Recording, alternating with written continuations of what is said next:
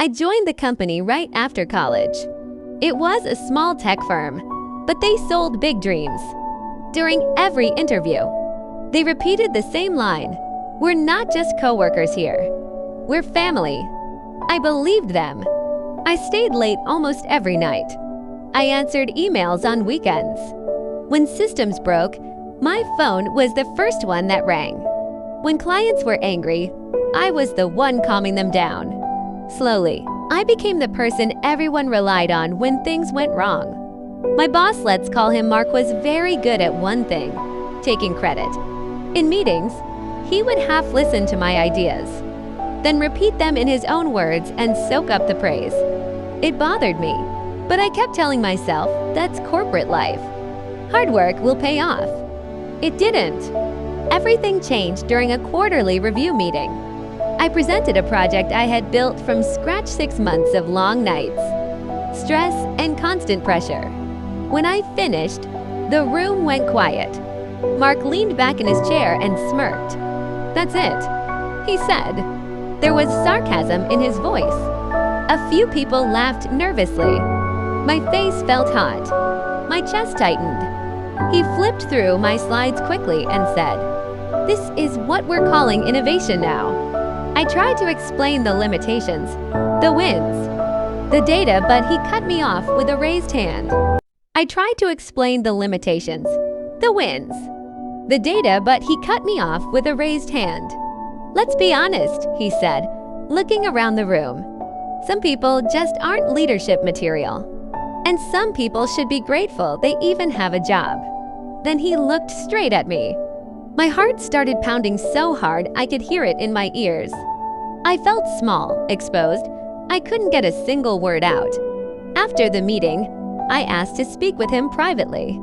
I wanted clarity. I wanted respect. I wanted to understand what I had done wrong. He listened, then laughed. "You're replaceable," he said casually. "Don't take it so personally." 2 weeks later, I was laid off. No warning. No real explanation. Just an email, a cardboard box for my desk items, and a security guard walking me out of the building. As I left, I looked back at Mark. He didn't even look up. That night, I collapsed onto my bed. Losing the job hurt, but losing my self-respect hurt more. I replayed that meeting again and again in my head. The laughter, the words, "You're replaceable." For months, my life was stuck on repeat. Job applications, rejection emails, watching my savings disappear. Some days I was angry. Other days, I hated myself. I started wondering if Mark was right. Maybe I really was nothing. Then one night, while scrolling through LinkedIn with no real purpose, something finally clicked. Mark didn't fire me because I was weak. He fired me because I was becoming dangerous. I knew the systems. I knew the clients. And I knew how fragile the company really was beneath all the confidence and ego. That night, I didn't decide to get revenge. I decided I would never be powerless again. I started freelancing quietly. No announcements. No drama. I reached out to former clients I had worked with before. I didn't badmouth Mark or the company. I just listened. And the more I listened, the clearer the pattern became: overcharging, missed deadlines, broken promises, arrogance. The clients were already frustrated. I offered something simple: honesty, clear communication, and respect. One client became 3.